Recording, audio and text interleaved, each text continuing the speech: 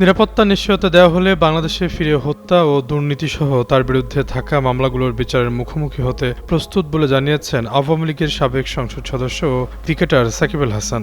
একই সঙ্গে দেশে ফিরে বিদায়ী সিরিজ খেলার পাশাপাশি ২০২৭ ওয়ানডে বিশ্বকাপেও বাংলাদেশের হয়ে খেলার আশা প্রকাশ করেন সাবেক এই অধিনায়ক। শুক্রবার ব্রিটিশ বার্তা সংস্থা রয়টার্সে প্রকাশিত এক বিশেষ সাক্ষাৎকারে তিনি এসব কথা জানান। ক্ষমতাচ্যুত শেখ হাসিনা নেতৃত্বাধীন আওয়ামী লীগ সরকারের সাবেক এই সংসদ সদস্য প্রায় ২ বছর ধরে দেশের বাইরে অবস্থান করছেন, পরিবারের সাথে থাকছেন যুক্তরাষ্ট্রে।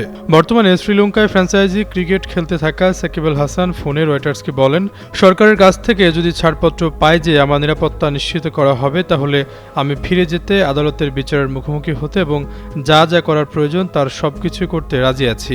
এছাড়াও নিজের বিরুদ্ধে আনা অভিযোগকে ভিত্তিহীন দাবি করে তিনি বলেন, আমি জানি আমি কিছুই করিনি। তার বিরুদ্ধে বর্তমানে 2টি মামলা রয়েছে বলে জানিয়েছেন তিনি। এর একটি ২০২৪ সালে ছাত্র জনতার আন্দোলনে সংঘটিত হত্যার ঘটনার মামলা, অন্যটি দুর্নীতি দমন কমিশনের করা দুর্নীতির অভিযোগ সংক্রান্ত মামলা।